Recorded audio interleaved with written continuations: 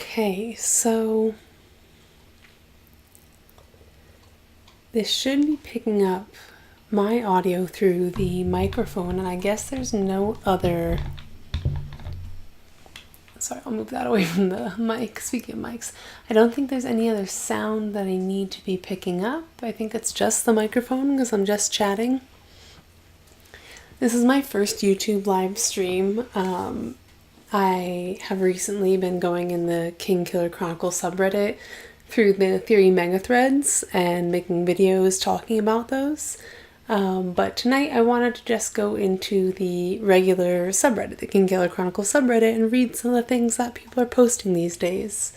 Because there's always really good stuff there, and I just don't really slow down and take the time to find it and read it on my own, so I thought this would be a fun way to do it. And it's a good way to test out YouTube Live and streaming on YouTube. I normally play video games on Twitch, so this is a little different. And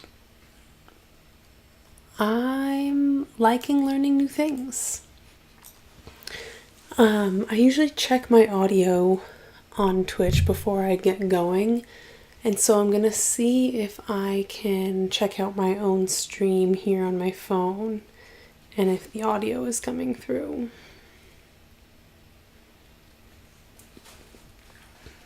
It really does stink when you do a whole long stream and then there's no audio. It's happened to me more than once before. A whole long stream and then there's no audio. No, but I could hear Buddy, my greyhound, drinking water in the background, so the microphone's pretty good because he's a good 15 feet or so away from me, 15-20 feet away. Cool, so it says I am live, which is awesome. Buddy the greyhound is coming to join us. Hi, sweetie. How about you come this way?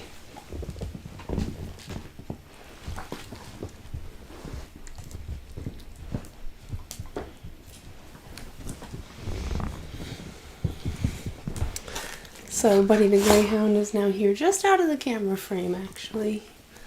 Should we try to include you a bit, Buddy? Because you are so cute. We got our Buddy there. We got our Buddy there. He's gonna lay down though. He's gonna be out of the frame in a second because he doesn't stay upright long. He's gonna fall over and fall asleep. Okay, I didn't bring my glasses over today, and I don't want to get up to go get them, so we're gonna try this without glasses. We're gonna try it out. You sweetie boy. Alright, Buddy the greyhound, what's going on in the KingkillerChronicle subreddit? Let's check it out. So like I said, I've been reading this theory mega thread over here, which has been so fun. I'm gonna stay away from stuff about Bast because I'm actually currently reading The Narrow Road Between Desires. I just started it. I was finishing up some other books. I got stuck in a reread of the first two main novels as well, so...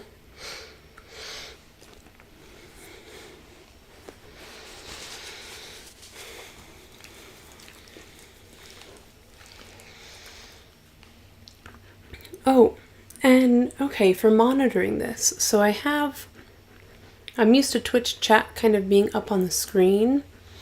Where even is the YouTube chat on this? Like, how do I monitor that?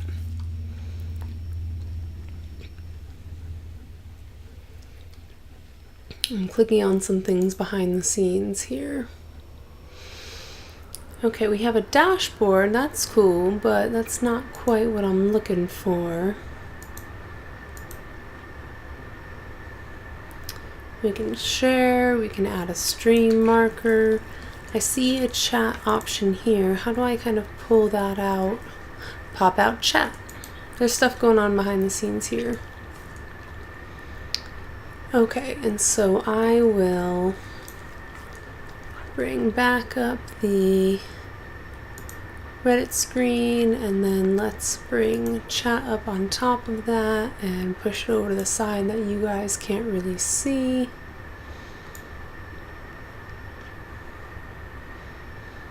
That's actually pretty good stuff right there.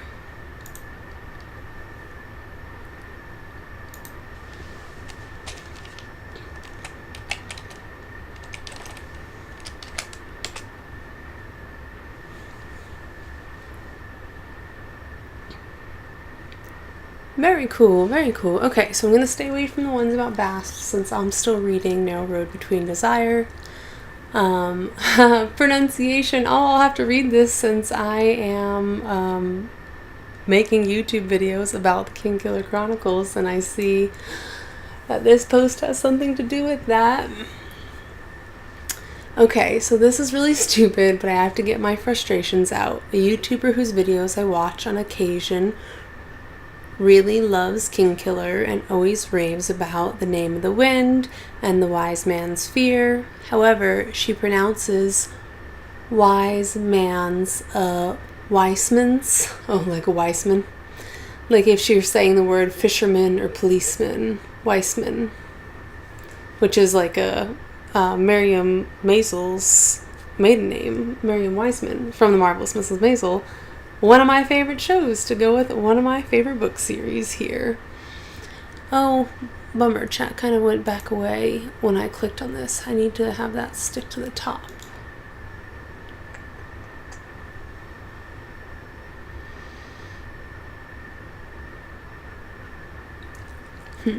I'll have to figure out those settings later.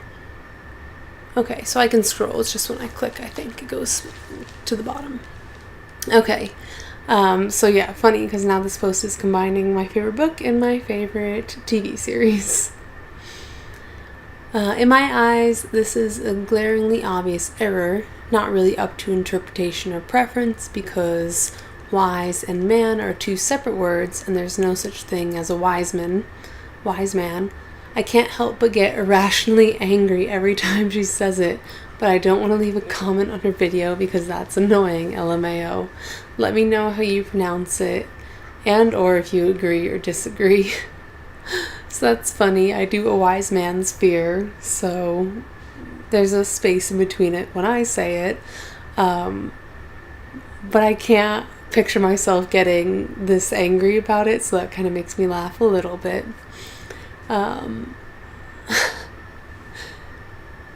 Pendant's gonna pendant. Kvoth would be so proud. But yeah, you're right. Not to be pedantic, but you said pendant. I was wondering, I was like, that's a weird, that's hilarious. Autocorrect made me confused too. I agree with the two separate word pronunciation. That's how it is in the book, and the title is a reference to the saying, all wise men fear three things, so it's not referencing to a specific individual, which is how I think of the Weissman single word being used. Now I'm saying Weissman because of The Marvelous Mrs. Maisel, where I think the person who's bothering her probably says wise man, which is how I think of the wise man single word being used. Okay, so that's not as much pronunciation that would apply to me as I thought it was going to. I thought it was going to be about Kvoth's name. She'll have you off to bring her a leaf of the singing tree from the other side of the world. Okay, so, ooh, buddy. So this was said by Doach or Stanchion. I can't remember which one. So I think this was said at the Aeolian to Kvoth about Denna. And I want to say I think it was Doach, right? Yes, I think so. I think this is who said it. Let's check.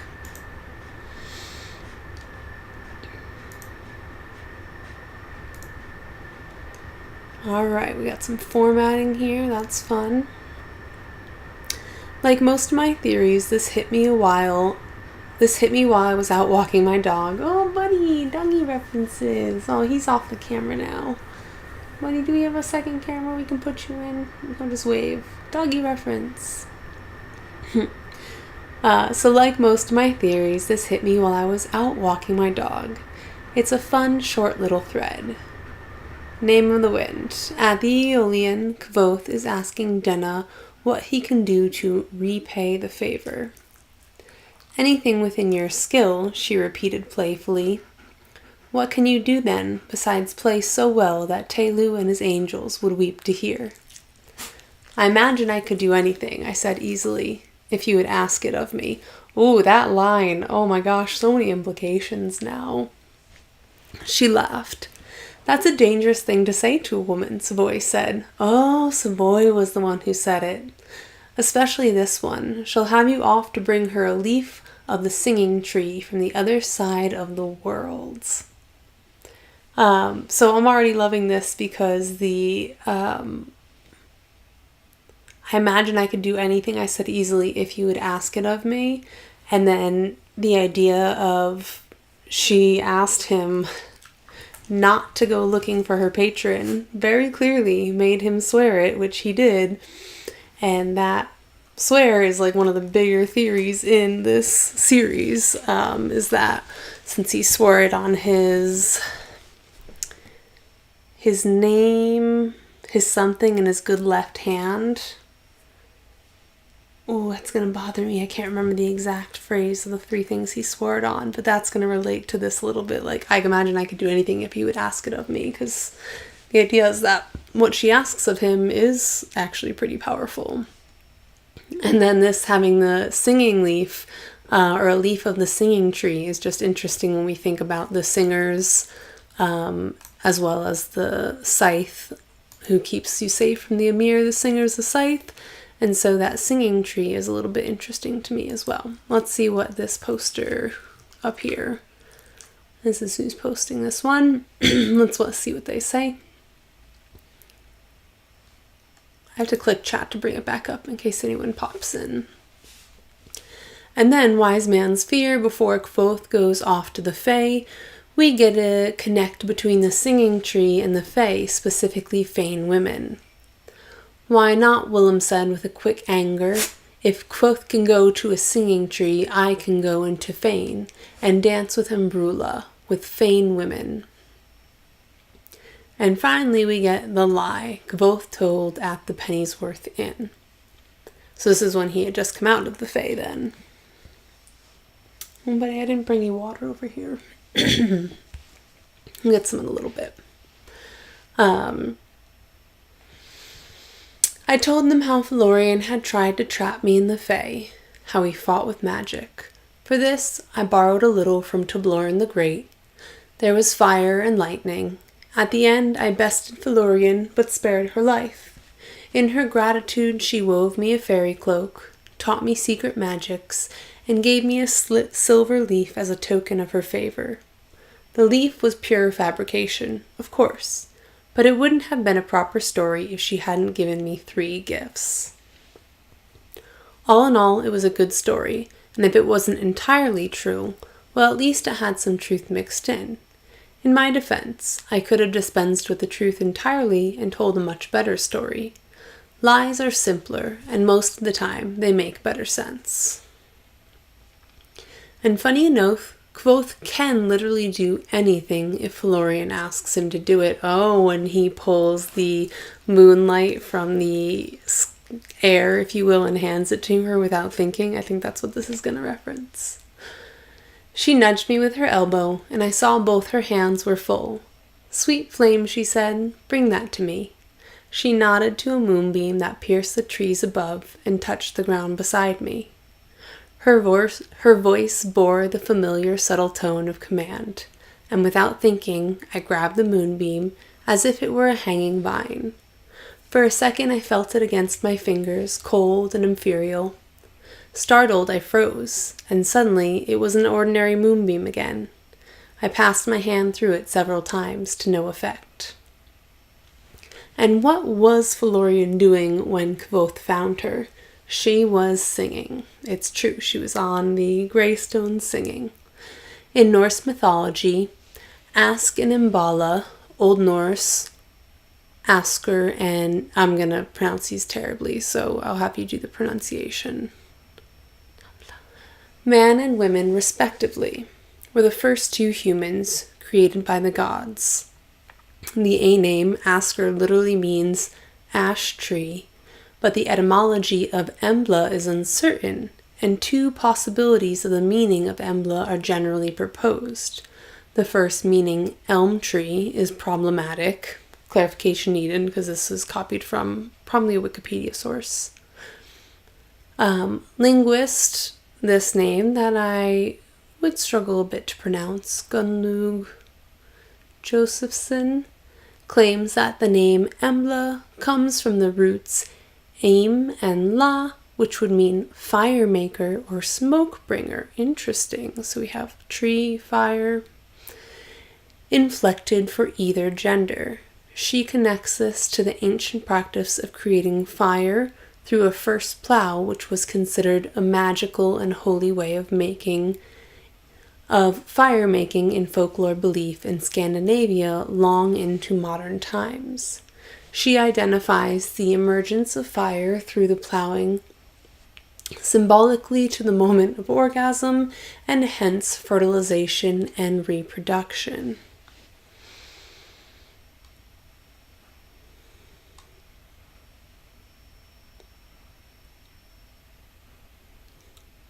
Isn't that interesting? It is, but I'm trying to get the full connection here. She was singing.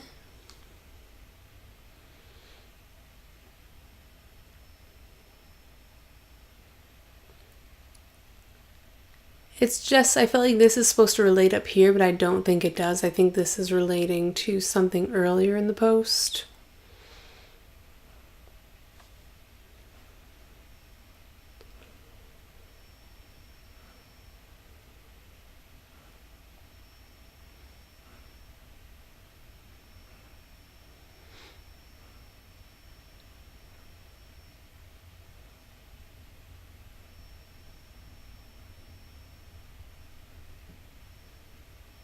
Okay, so let's get some of our replies here. What stands out to me is that Kvothe says to Denna that he could do anything if she asked it of him, and yet Florian's command magic is not about asking. Florian doesn't bother herself with trivial things like consent. She does not. Given the number of careful descriptions of sexual assault and rape in the series, I think the distinction here is telling. Perhaps part of the tragedy is that Kvothe would have done anything for Denna if she had asked, but instead she tried to compel or control him. Her summoning him to Severin serves as an early example of Denna doing this. So, did Denna summon Kvothe to Severin? Did her letter that seemed to kind of have like influence over what he did, was that like a form of magic? Was it Ambrose who was trying to get him to go to Severin so that he could kill him on the ship on the way? Because we don't really know a lot about the ship. We just know things went wrong. And so this one still has more questions. I feel like there's more questions built into that one. The singing tree is not connected to the Fane women. That was a little bit of a jump there that I was wondering about. You can see that explicitly in what you quoted. Will said he wanted to go to the Fae and meet their women. Kvothe said he wanted to go to the Talon Wall to see if their songs could heal the sick and make trees dance. As far as doing anything that Florian commands, that seems to be a mix of Florian's own command magic and Kvothe having an aptitude for magic and Florian knowing that this magic only works when you believe. When he wasn't thinking he could do it, when he realized he was holding moonlight, he couldn't again. Something to do with the gramarye involved in making the shadow cloak more.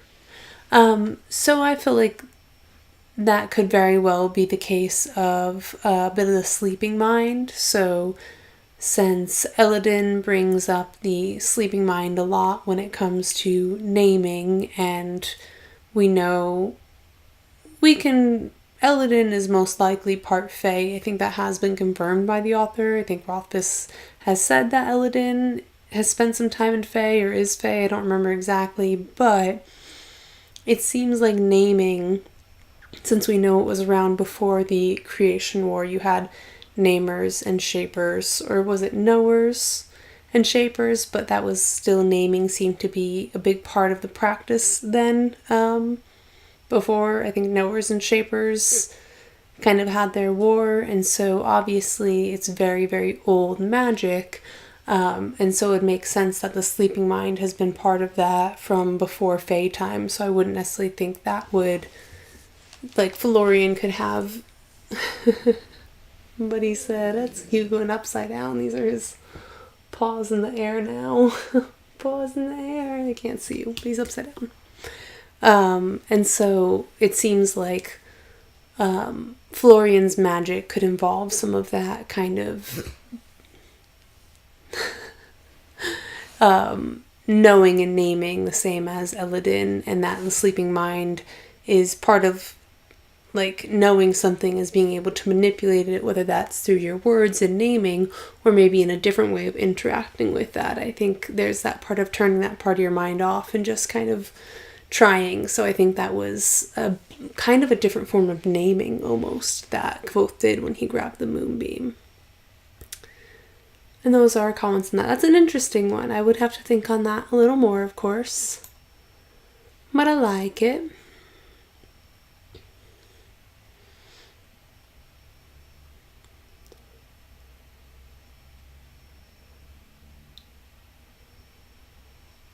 Okay, let's give this one a try.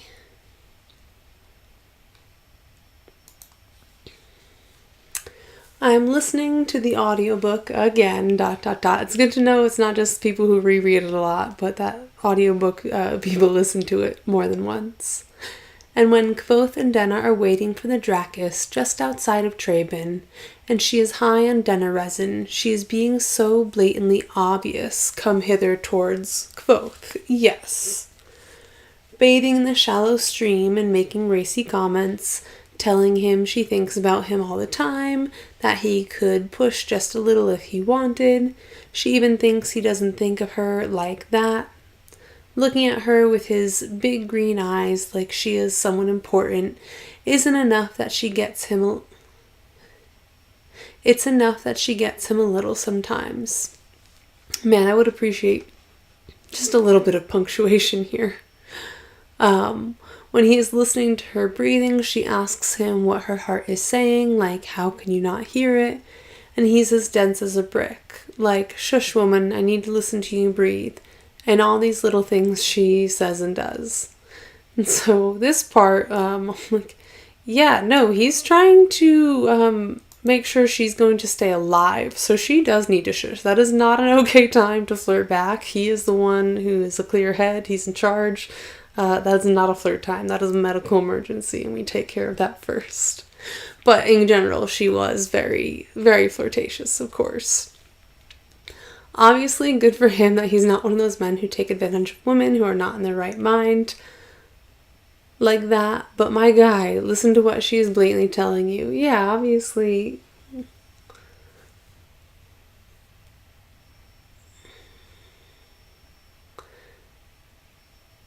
Yeah, this one, I mean, we'll finish reading it, but it's kind of like, we know that she's flirting at that time, but that doesn't, and, obviously good for him that he's not one of those men, and it just makes me want to tear my hair out, like, you silly teenage boy, how much more obvious do you need it to be? She is beating you around the head with all of her come hither, but he has no experience, he can't handle that, like, he can't handle that.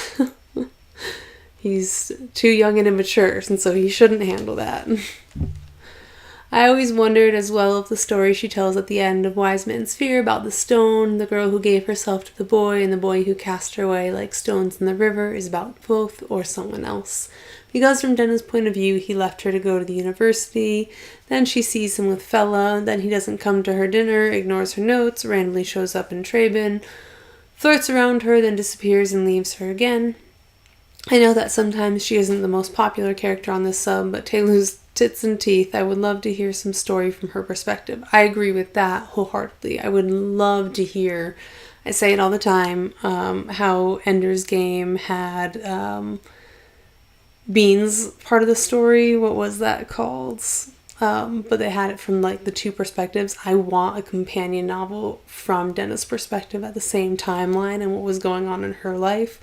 Oh my god, I would be thrilled. Like, that would be so cool. But I'll settle for book 3. If she is the mirror of both, but on the other side of history, what her knowledge differs from his, what type of magic she means, Sealish knots about writing things down and they become true, who is her patron, damn it, Cinder, Breeden, maybe both in the same, Breeden, set on.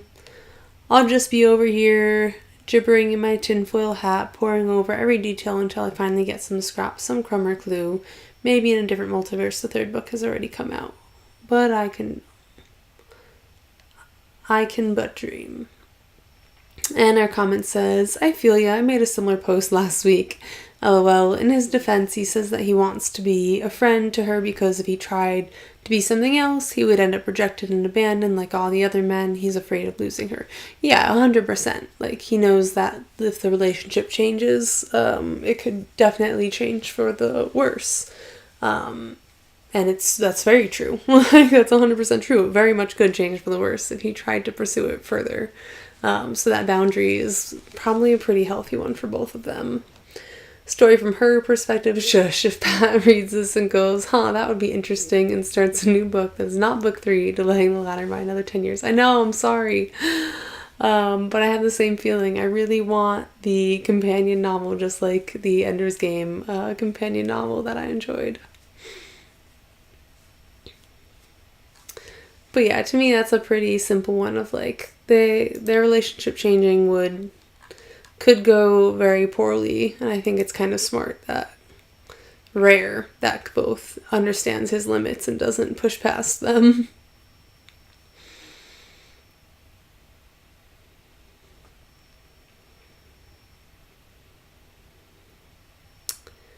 Is Master Lauren from a Demray? Master Lauren is one of the characters that I'm very interested in. So, just that question, that's all they posed. No.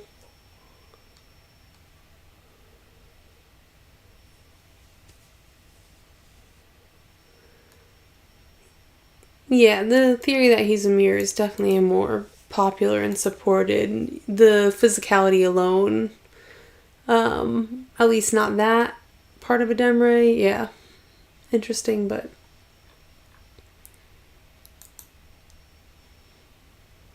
should I read this? That's a loaded question. I recently had like a recommendation come up for a fantasy book that was, I read the summary of it and it was like the exact same as The Name of the Wind. Like, the summary had so many similarities that it like creeped me out. I was like, is this done on purpose? And I have to go remember the name of it, but it was like, I don't know if I want to read it or not. Hi, you just rolled out of your upside down place. I kind of want to check what the name of it is.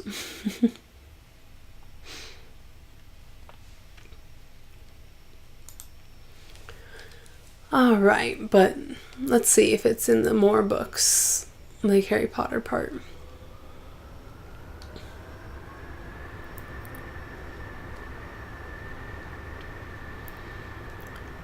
Alright, let's actually look at these recommendations too.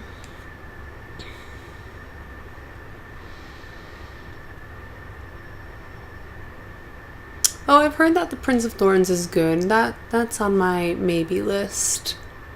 I think it was a little too medieval for me, but if it's well written. This one, the darker part has been what kept me away from it, but I might still. I did a lot of the Scott Lynch, I did all the Lies of Locke Lamora, and I enjoyed that.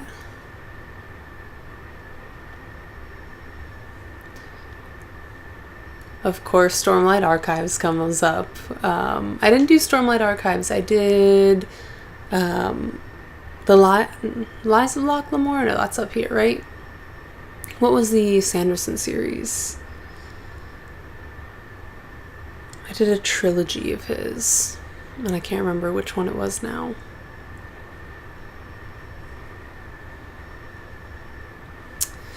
I got through a lot of the Dresden Files and then just started to kind of fall off. I feel like the story got a little more convoluted. My partners did Malzahn and told me not to. They said, they're like, it's a lot. Like, it's a lot. It's a lot.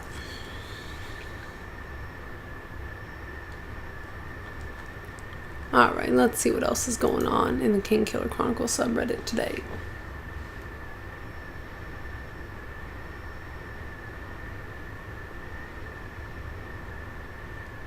What is this one about the places?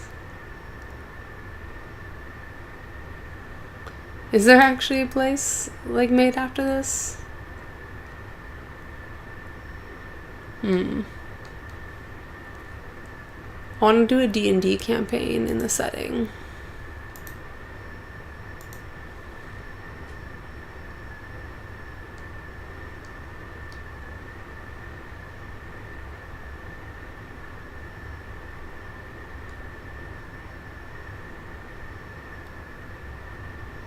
The importance of a Quoth's name from the Adem. On my first reread of A Wise Man's Fear, and I just finished where he went to be named by the Adem namer. She gives him his name, Madre, I think, and they have a brief exchange where she says, "You should know to never share it with anybody." And he says, yes. So when he is dictating this to Chronicler, could he have changed the name for the sake of telling the story? Or is that his true name that he revealed? My other thought was how he thought the true name given to his sword wasn't quite right. So is him dictating his name to Chronicler maybe his way of implying that the Adem namer didn't actually get his true name right? For me, I feel like when they say the true name, like the way that it's said is such a part of it that having it written is not the true name. Like, it is the way that it's said. So having it transcribed doesn't mean you're giving all the people who read it the true name. Like, that has to come from, like, a part of you. And so that's my thought, is he gives us the closest translation, but true names aren't really written in just and read in regular language. Now, whether they can be in Yiddish story notes or not, that's another question. But that's kind of how I feel and find it in my head. And then the sword being different, I think he's shaping that sword. I think the way that he feels it has a different name than what they do, I think that that's a form of shaping the knowers and the shapers. I think both is choosing shaping then by giving it a slightly different name, and he is influencing that sword by doing so. I've seen several people raise this issue about whether Kvothe is sharing the actual names with the chronicler. I'm not sure the answer. It may be that Kvothe is changing them slightly or completely fabricating them. Personally, I think Kvothe is headed for a final confrontation and isn't worried about the long-term consequences at this point, which is basically the norm for him. Not worried about long-term consequences. Hilarious. Yeah, they could be changing. I think that it's just not how they're communicated. I don't think that's how true names really work. I don't think it's just like you writing the letters down.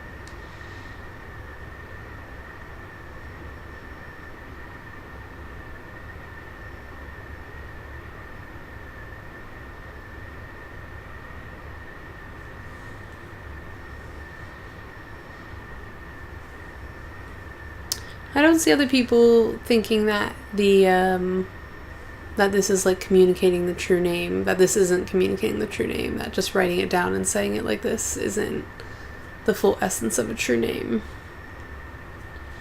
Because it's like when other people hear like wind, when you're saying the name of the wind, or You know, they hear fire when you're speaking the true name of fire. I think the true name is a lot deeper than what is seen or heard. It's a more visceral place that comes from. And that's how I think of it. All right, let's do one more.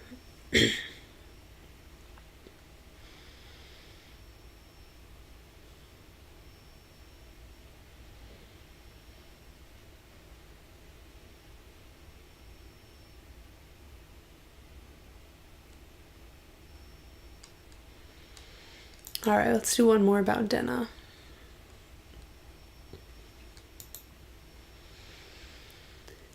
Why is Denna so worried about the consequences of a sympathist having a person's blood? When is she worried about that? If this has been addressed somewhere else, please link me to it. I can't find any theories on why Denna seems so concerned at the Aeolian when Kvothe and company explain sympathy, and she asks about, what if someone has your blood?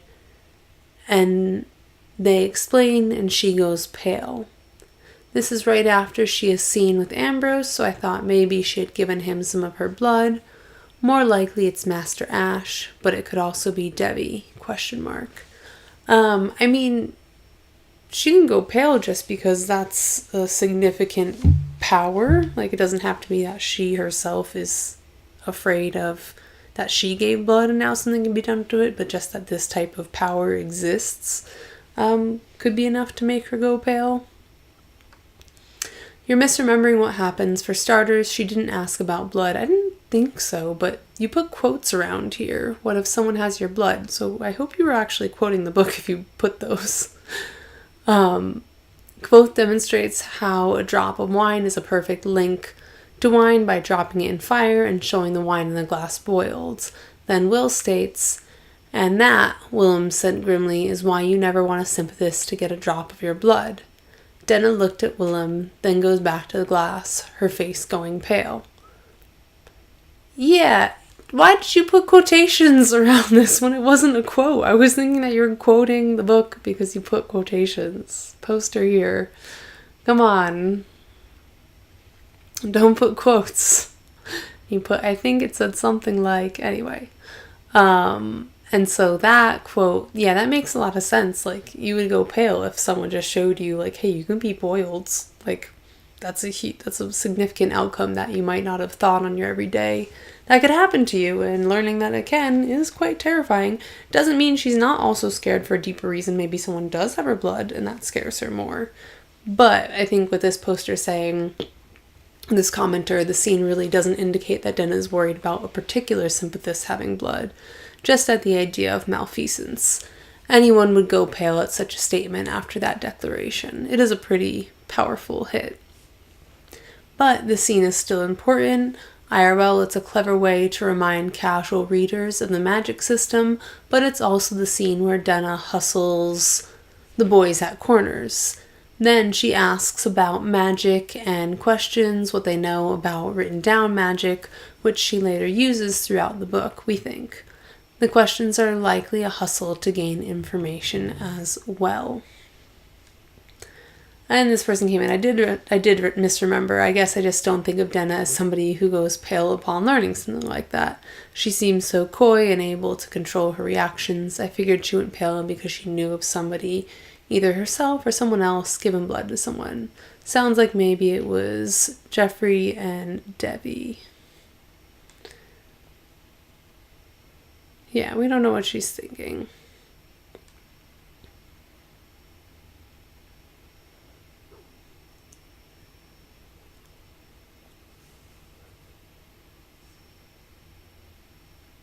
And we get into written down magic, and we go down the rabbit hole. So good job. I enjoyed checking in. Good job, posters, keeping the Kingkiller Chronicle subreddit going as we all wait for book 3. I'm enjoying kind of diving into some theories. I hadn't done that until my most recent reread, that I started kind of reading more things that other people were putting out there and watching some Captured in Words videos, and that's been a fun way to engage. So if you stopped by this video, I hope that you liked it. I plan to put out more, YouTube videos where I'm going through this, but also do where I'm going through the theory mega thread and giving commentary. But I'd also like to pop into these YouTube lives to go through what's just currently going on in the subreddit, or searching up some fun specific things, specific questions. If you have specific questions you want me to search up here and kind of give my comments on, you're more than welcome to leave a comment and let me know what you're interested in. And let's do it. Enjoy your night. I'm happy that this first stream kind of